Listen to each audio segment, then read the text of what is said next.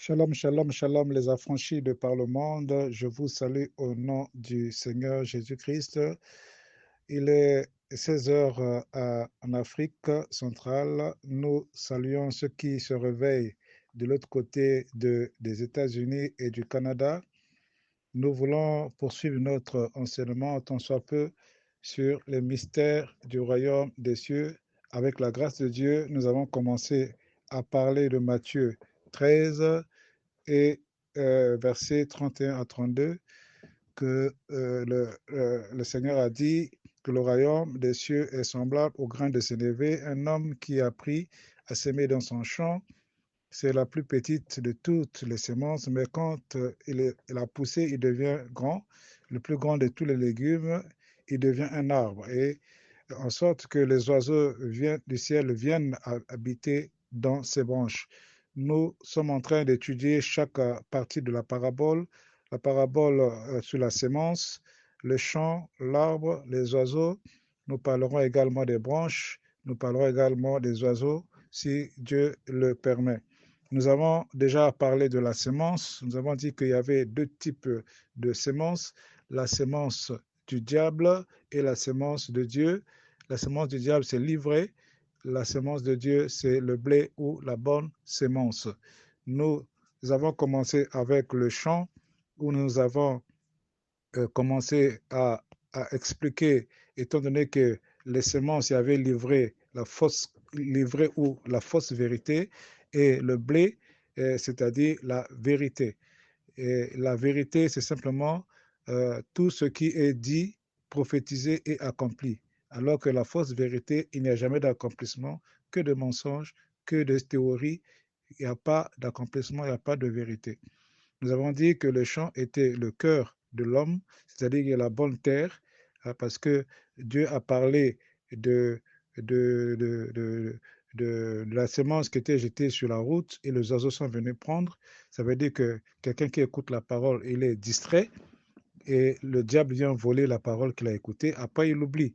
Essayer d'interroger des gens après le culte. On a prêché sur quoi?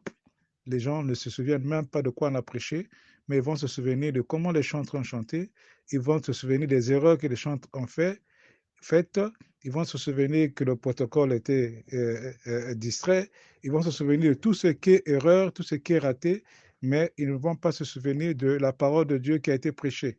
Parce que beaucoup de gens, quand c'est le moment de la parole, les instrumentistes se lèvent, ils sont dehors, les chantres passent à autre chose, d'autres suivent. Et dans l'église également, les gens, au lieu d'écouter la parole, sont en train de regarder seulement les défauts, retrouver les choses, les erreurs à trouver chez le pasteur. Ils n'écoutent pas la parole. Ce sont là les gens que le diable vient voler la parole et ils ne peuvent porter le fruit. Il y a la terre également qui a des épines, trop de soucis, trop de problèmes d'argent, de déplacement. Tu écoutes la parole, mais à cause des soucis, cette parole n'arrive pas à pousser pour devenir un grand arbre. Et nous avons dit que les pierres, c'est aussi des gens qui n'ont pas la fertilité spirituelle, la sensibilité spirituelle. Ils écoutent la parole, mais cette parole ne peut pas sortir des racines. Dès qu'il y a une persécution, ils s'enfuient. Dès qu'il y a un problème, ils fuient l'Église. Dès qu'il y a une situation, ils quittent l'Église parce qu'ils ne sont pas enracinés dans la parole. Et nous avons la bonne terre, les gens qui écoutent avec un bon cœur, qui reçoivent cette parole et suivent avec persévérance jusqu'à porter le fruit. Et ça, c'est le bon cœur qui représente le champ dans lequel Dieu sème et produit ses enfants. Nous avons parlé du champ qui est aussi l'ensemble des croyants, c'est-à-dire l'Église, où le diable vient aussi parler au même moment que Dieu parle. Dans l'Église, il n'y a pas que Dieu qui parle, le diable aussi parle. C'est pourquoi l'Apocalypse dit que celui qui a des oreilles entende ce que l'Esprit dit à l'Église et non pas ce que l'homme dit à l'Église. Parce que quand même un homme de Dieu prêche, il y a sa culture, il y a ses connaissances, il y a ses pensées à lui, mais il y a aussi la parole de Dieu, tout est mélangé. Il faut que les enfants de Dieu aient le discernement de saisir ce qui est de la parole de Dieu, comme les chrétiens de Béret, chaque fois qu'ils écoutaient la parole, ils vérifiaient dans les Écritures si c'est bien de Dieu ou c'est pas de Dieu. Et le monde, nous avons aussi dit que le champ, c'est aussi le monde, c'est-à-dire que là où il y a plusieurs doctrines, plusieurs religions et tout et tout. Et donc, nous avons parlé un peu de la moisson, celui qui sème la bonne sémence, c'est le Fils de Dieu. Celui qui sème la mauvaise sémence pendant que les sentinelles dorment, c'est le diable. La sémence, nous avons dit que c'est la parole. Et nous avons dit que les moissonneurs, ce sont les anges. Le grenier, c'est le royaume de Dieu. Nous avons vu ça dans Matthieu 13. Matthieu 13. Si vous voulez, Matthieu 13 parle un peu du premier avènement, mais Matthieu 14 parle beaucoup plus du second avènement de Jésus-Christ. C'est pareil que Jean 13 et Jean 14. Et donc, nous prions. Seigneur, nous voulons te bénir parce que nous voulons parler de l'agriculture céleste, que tu nous donnes la possibilité de développer quelque chose aujourd'hui pour la gloire de ton nom. Bénis toute oreille qui entend ce que l'Esprit dit à l'Église, non pas moi, mais que l'Esprit parle et que ton nom soit glorifié. Dans le nom de Jésus-Christ, nous avons ainsi prié. Amen. Alors donc nous disons que l'agriculture céleste, c'est simplement le fait de combiner tous les éléments que nous avons dit. Nous allons voir est-ce que c'est prophétique, est-ce que c'est biblique, est-ce que c'est réel, ce n'est pas une invention. Nous allons voir que Apocalypse 2, verset 17 dit, celui qui a des oreilles, que celui qui a des oreilles entende ce que l'Esprit dit aux églises, à celui qui vaincra, je donnerai de la manne cachée et je lui donnerai un caillou blanc et sur ce caillou est écrit un nom nouveau que personne ne connaît si ce n'est celui qui le reçoit. Donc, il y a des gens qui doivent vaincre. Pourquoi on doit vaincre? Souvent, on nous dit que quand Jésus-Christ est mort à la croix, nous avons vaincu et nous sommes plus que vainqueurs. Pourtant, c'est vrai.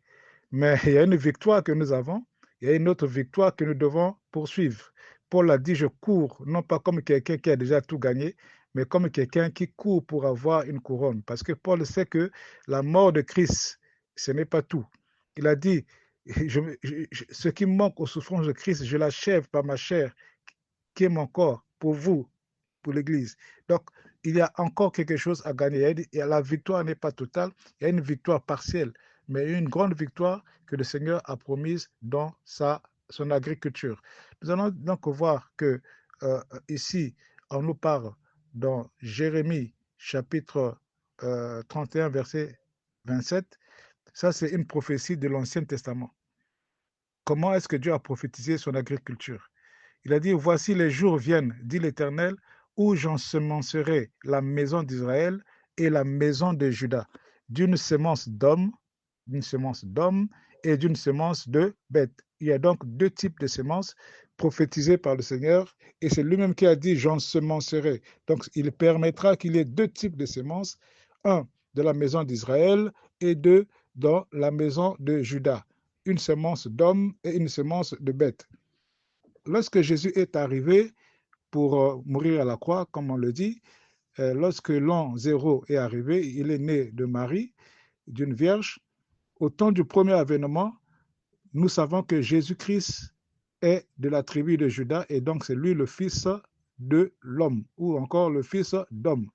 Ce n'est que normal que le fils d'homme apporte ce qu'on appelle la semence d'homme.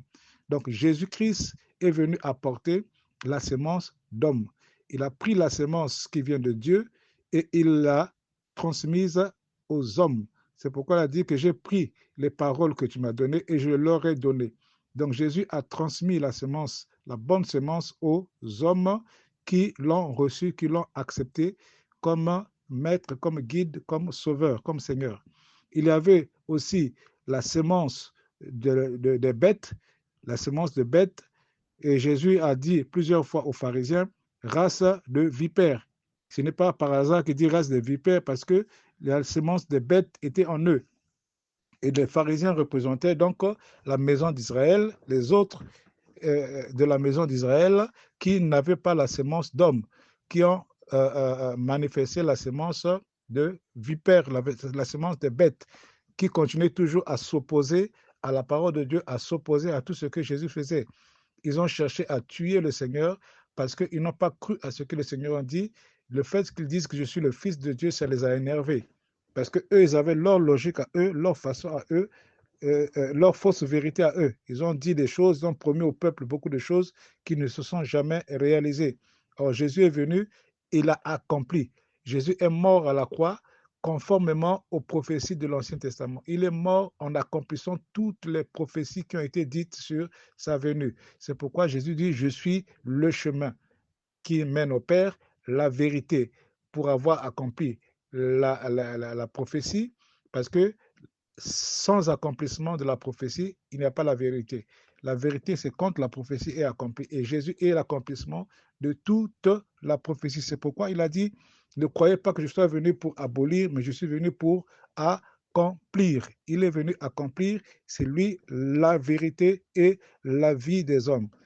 Et donc, Matthieu, chapitre 13, 24 à 30, dit ceci, au temps de son avènement, il leur a proposé une autre parabole et il dit, le royaume des cieux est semblable à un homme qui a semé une bonne semence dans son champ, mais pendant que les gens dormaient, donc ceux qui devaient veiller, les pasteurs, les évangélistes, les prophètes et tout ce monde, son ennemi vint et sema livré parmi le blé. Livré, c'est la fausse vérité. On annonce la vérité, d'autres prêchent la contre-vérité. Et donc, ils sont là. Lorsque l'herbe eut poussé, donna du fruit, l'ivraie parut aussi. Donc les deux semences ont poussé à la fois. Et donc ça fait que on ne sait plus séparer l'ivraie et le blé, la bonne semence. Les serviteurs du maître, donc les serviteurs de Dieu, les chrétiens, de la maison vinrent lui dire, Seigneur, n'as-tu pas semé une bonne semence dans ton champ? D'où vient donc qu'il y ait de l'ivraie? Donc, les serviteurs du maître ont bel et bien reconnu que le maître a semé quelque chose de bien, mais il y a quelque chose de bizarre qui pousse au milieu là. Ça, ce n'est pas ce que le maître a semé.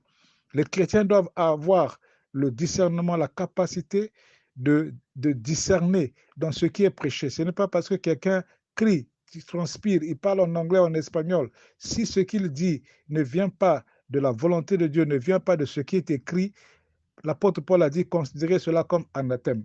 On doit savoir distinguer la sémence de Dieu et la sémence du diable. On doit savoir distinguer la parole de Dieu et la parole du diable. Parce qu'aujourd'hui, le diable a envoyé tellement d'enseignements qui sont en train de distraire le peuple de Dieu. Au lieu de se concentrer vers le second avenue du Seigneur, on est en train de se distraire sur les richesses, les bonheurs, les gains, les prophéties de voyage. On pense à tout sauf au retour de Jésus.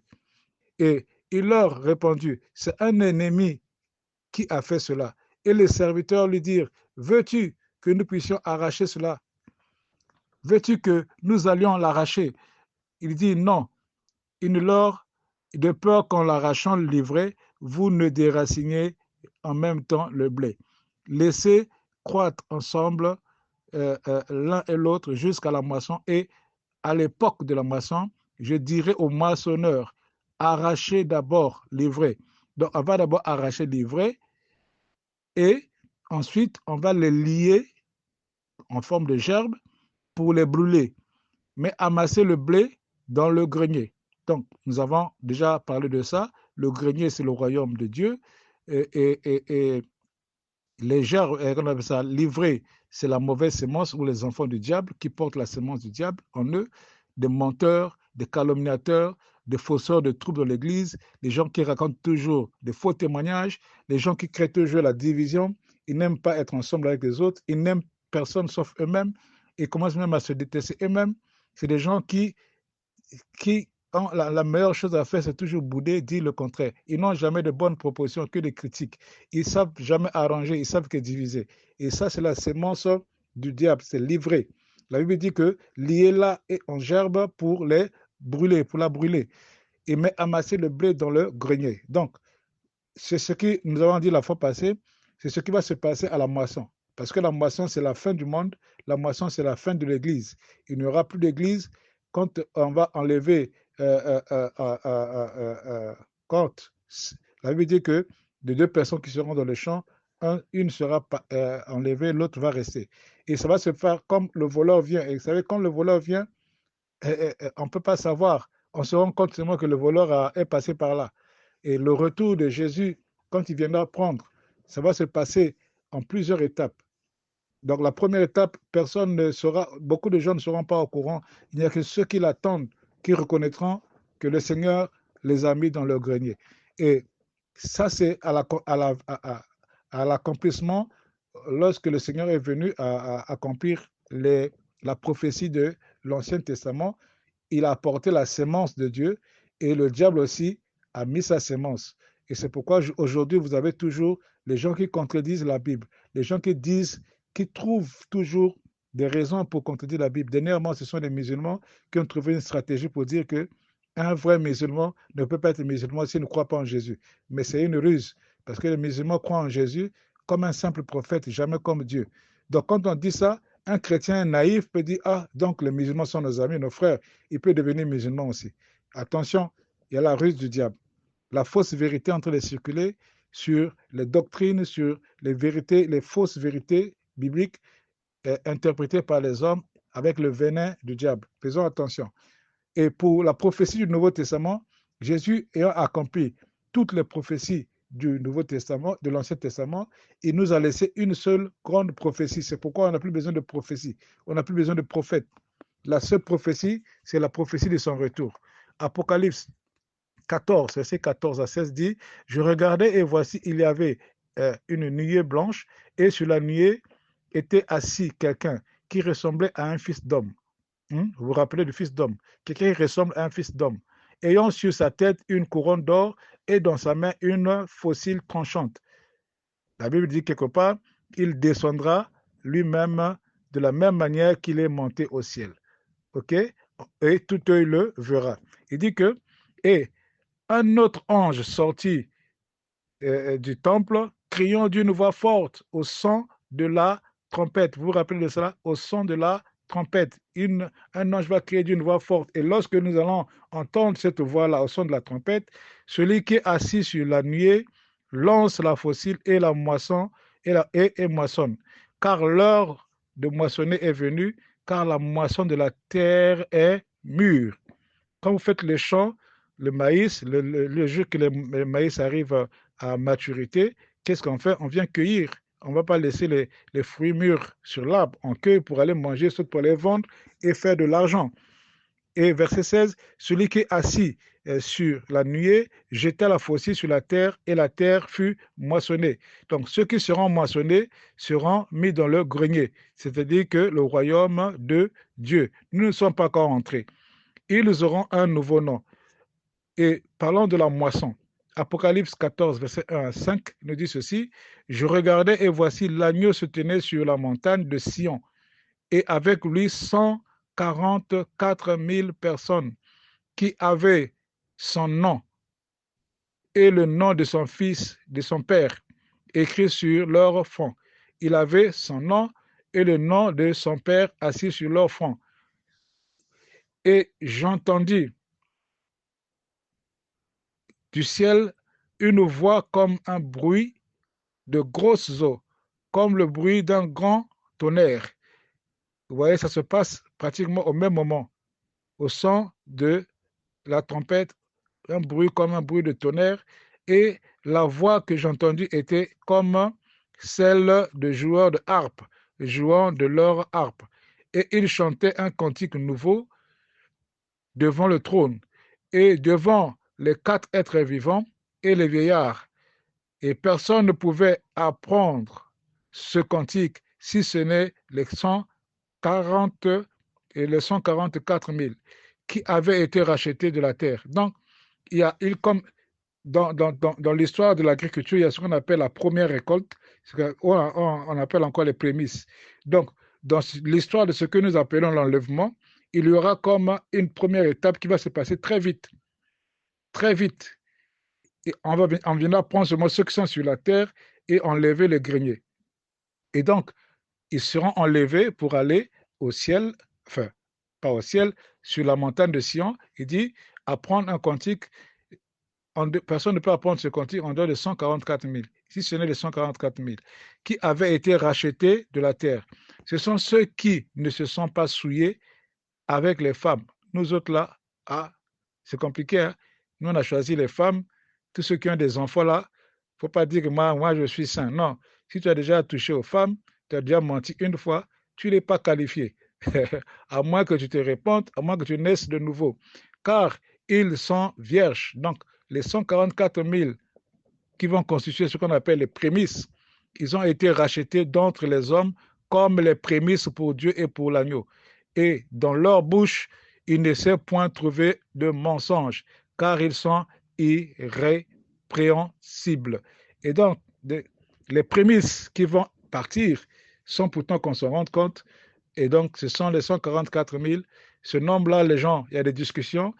D'autres disent que c'est un chiffre symbolique, d'autres disent que c'est un chiffre exact, mais dans tous les cas, retenons simplement, il y aura ceux qui seront, selon les conditions de Dieu, qualifiés à être enlevés ce jour-là, eh bien, ils vont partir, l'Église va cesser d'exister, il y aura sur la terre une crise alimentaire, c'est-à-dire que la bonne semence, la bonne nouvelle, la parole ne sera plus prêchée, il y aura une grande famille. C'est pourquoi la Bible dit il y aura une grande famille, il y aura une. Bon, voilà, on va pas entrer dans ça parce que quand les gens pensent que la famine qu'il y aura là, c'est la crise économique. On parle d'une famine, c'est-à-dire que la crise de la nourriture, la bonne nourriture, c'est-à-dire que la parole de Dieu, la bonne parole ne sera plus prêchée et le monde sera dans le chaos. Là, il y a encore des discussions avec les docteurs qui pensent que, il y en a qui pensent que les 1000 ans se passeront avant, d'autres passeront après. Bref, nous allons revenir sur ça. Notre enseignement, ce n'est pas sur ça. Quand nous viendrons sur ces étapes-là, l'eschatologie, nous pourrons développer. Pour le moment, nous voulons comprendre le champ et l'agriculture céleste, comment ça va se passer. Donc, ceux qui vont être amassés pour le grenier iront avec le Seigneur. La Bible dit qu'ils seront sur la montagne de Sion. Est-ce que c'est physique? Est-ce que c'est spirituel? Nous allons voir ça prochainement. Que Dieu soit avec nous, qu'il nous garde longtemps pour comprendre cela. En conclusion, je vais grignoter une minute avant de terminer. En conclusion, Jean chapitre 3, verset 3 à 6, la Bible dit que Jésus lui répondit, en vérité, je te le dis, si un homme ne naît de nouveau, il ne peut voir le royaume de Dieu. Jésus s'adresse à Nicodème, un docteur de la loi, quelqu'un qui est assis dans la loi mosaïque, qui connaît très bien les Écritures. Mais Jésus lui dit, tu dois naître de nouveau, sinon tu ne pourras pas voir le royaume. Et à voir le royaume, Nicodème lui dit, comment un homme peut naître quand il est vieux? Peut-il encore entrer dans le sein de sa mère et naître? Jésus répondit, en vérité, mais tu le dis, si un homme ne naît d'eau et d'esprit, il ne peut entrer dans le royaume de Dieu. Donc, naître de nouveau te permet de voir le royaume et naître d'eau et d'esprit te permet d'entrer dans le royaume. En réalité, c'est la même chose. C'est toujours quand tu as vu, c'est que tu es déjà entré. Parce que ceux qu'on aura amassés pour être brûlés ne vont pas voir le grenier. Mais c'est ceux qui seront dans le grenier qui vont voir le royaume des cieux. Donc, ce qui est né de la chair est chair, ce qui est né de l'esprit est esprit. Ça veut dire que naître d'eau et d'esprit, c'est naître de l'esprit et naître c'est-à-dire que recevoir c'est ce que nous allons voir plus tard, les oiseaux du ciel qui vont venir sur toi. On va voir c'est quoi naître d'eau, naître d'esprit par la suite de notre parabole. Que Dieu vous bénisse abondamment, que Dieu bénisse quelqu'un qui a compris ce message par la grâce de Dieu et qu'il nous permette de parler prochainement certainement de l'arbre. Que Dieu vous bénisse. C'était votre frère Justin Elenga depuis Brazzaville, le Congo. Désolé pour le temps. J'ai grignoté 3 minutes de plus, 4. Que Dieu vous bénisse. À la prochaine.